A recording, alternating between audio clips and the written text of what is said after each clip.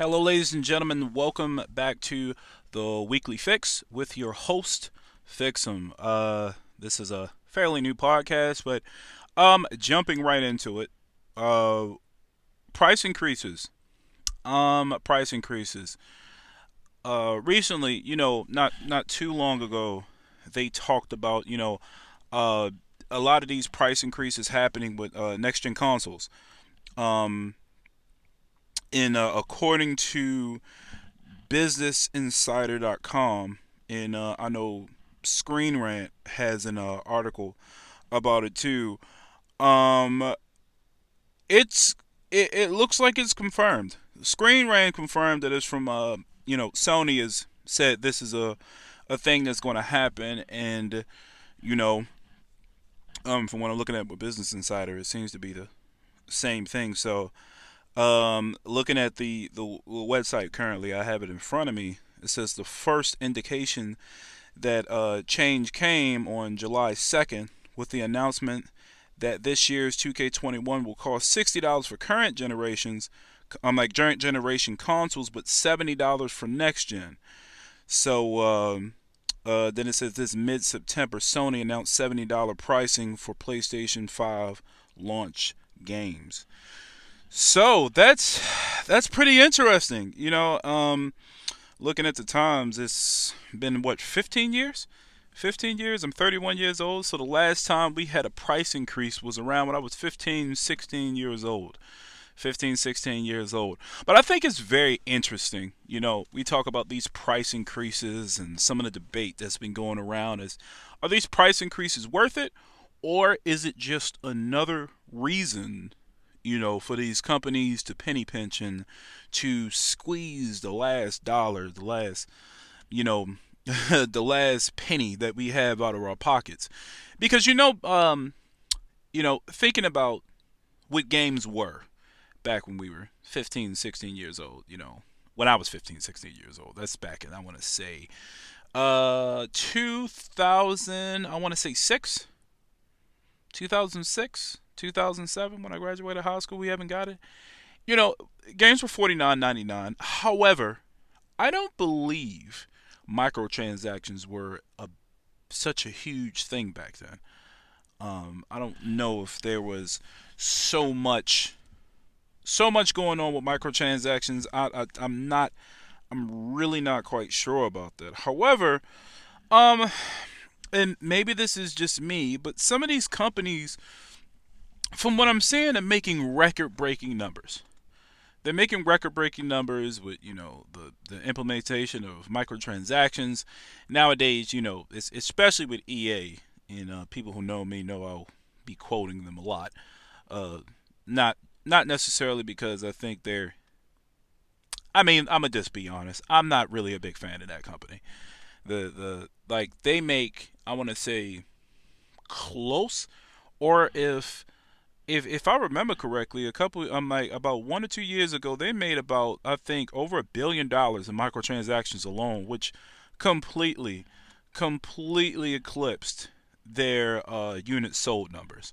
Which makes it interesting because back in 2006, 2007, 15 years ago when this price thing first started, you can almost kind of argue, all right, well, there's no the sale, and the money they make off the game is from the sale in itself, and that's it. But nowadays, you know, with these microtransactions going as hard as they do, and there's now everybody wants to do a battle pass or have different seasons of a version of a battle pass. It's almost to the point where it's like, how much money do they make now? And I hear the argument. I hear the argument. The first argument is, well, games cost more money with the advancement of technology. Now we're playing games in 4K. We're playing games, with more powerful systems. Are more powerful. Games take longer to make. They have a lot more,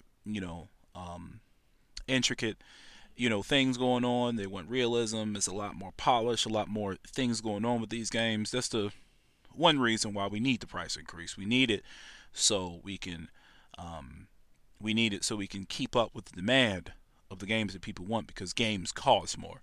Essentially, is the one argument. The other argument I'm hearing is that On the other side is that this is another reason for companies to try to make money because back, PlayStation 2 era, original Xbox, and maybe some of even the early parts of Xbox 360 and PlayStation 3, microtransactions weren't as prevalent. They weren't around as much, and thus these companies still put out great games without them, without without these with the same price and without microtransactions.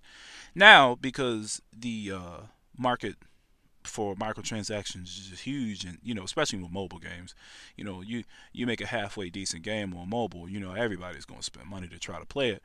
But the that argument as well, you guys make more money than you did back then. You don't just make money off of the sale of the game anymore. You make money hand over fist off of microtransactions. Therefore, we shouldn't need a price increase because the money you make off of microtransactions should pick up the slack for whatever cost you guys actually how can I say it? You guys actually how whatever cost it takes to make a game now. It's like it should balance itself out.